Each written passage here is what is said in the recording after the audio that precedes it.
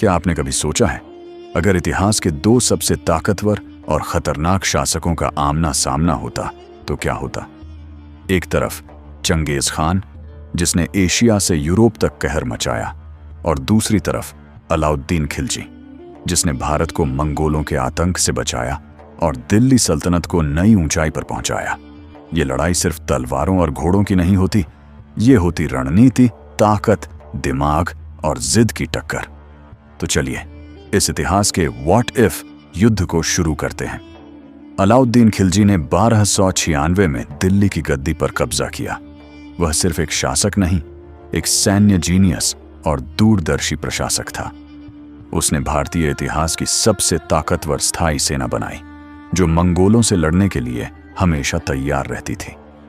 खिलजी ने युद्धों में तेज निर्णय लिए, साउथ इंडिया तक विजय पताका फहराई और मंगोलों को 5 बार हराया। उसका जासूसी तंत्र इतना मजबूत था कि कोई बगावत, कोई हमला उसकी नजरों से छुप नहीं सकता था। उसने महंगे सैन्य खर्चों को संभालने के लिए बाजारों को नियंत्रित किया और आम लोगों पर अत्याचार किए बिना शक्तिशाली सेना को टिकाए रखा। दूसरी ओर चंगेज खान एक चरवाहे से दुनिया के सबसे बड़े साम्राज्य का निर्माता बना। वो न केवल बहादुर था, बल्कि अपने समय का सबसे खतरनाक सैन्य रणनीतिकार भी था। उसकी सेना बेहद तेज, संगठित और घातक थी। तीरंदाजी में माहिर मंगोल सैनिक घोड़ों पर चढ़कर आंधी की तरह वार करते थे। उसकी रणनीति थी दुश्मन को डराना, भ्रम फैलाना और फिर पूरी ताकत से हमला करना। चंगेज ने चीन, मध्य एशिया, ईरान, अफगानिस्तान और रूस तक लाशों के ढेर बिछा दिए थे। वो अपने विरोधियों को नहीं हराता था, मिटा देता था। इतिहास गवाह है कि चंगेज खान के पोते और वंशजों ने भारत पर कई बार हमला किया। जब बाकी मुस्लिम सल्तनतें मंगोलों के आगे टिक नहीं सकी, तब दिल्ली सल्तनत और उसका सुल्तान अलाउद्दीन खिलजी दीवार बनकर खड़ा रहा। 1299 से लेकर 1306 तक मंगोलों ने कई बार हमला किया, लेकिन हर बार खिलजी ने उन्हें या तो मार भगाया या जमीन दोज कर दिया। उसने मंगोलों के शवों के टावर बनवाए ताकि दुश्मन को डराया जा सके। खिलजी जानता था कि मंगोलों से जीतने के लिए सख्ती, तैयारी और लगातार आक्रामक रुख जरूरी है। अब सोचिए, अगर किसी कारणवश चंगेज खान भारत आता और सामने होता अलाउद्दीन खिलजी, तो युद्ध कैसा होता? सेना की ताकत। चंगेज के पास तेज घुड़सवार तीरंदाज और मोबाइल टैक्टिक्स थीं।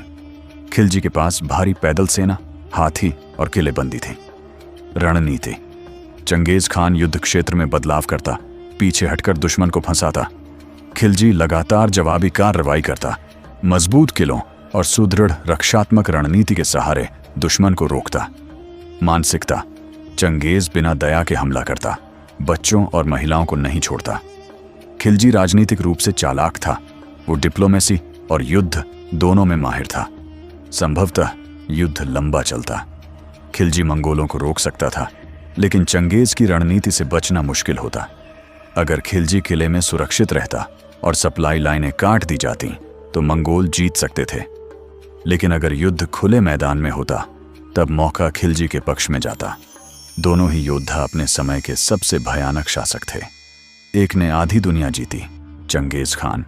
दूसरे ने भारत को मंगोलों से बचाया, अलाउद्दीन खिलजी। अगर दोनों की टक्कर होती तो ये युद्ध इतिहास का सबसे बड़ा संघर्ष बन जाता। मिलियन सैनिक, हजारों जानें, रणनीति और शक्ति की पराकाष्ठा। ये युद्ध निर्णायक होता, लेकिन शायद किसी एक की स्पष्ट जीत नहीं होती। तो दोस्तों, आपको क्या लगता है, अगर ये दोनों आमने सामने होते तो कौन जीतता? मंगोलों का तूफान या दिल्ली का शेर? नीचे कमेंट में अपनी राय जरूर दें। अगर आपको वीडियो पसंद आया हो तो लाइक करें, शेयर करें और चैनल को सब्सक्राइब करें, ऐसे ही ऐतिहासिक युद्धों और व्हाट इफ कहानियों के लिए। मिलते हैं अगले वीडियो में एक और रोमांचक ऐतिहासिक कहानी के साथ।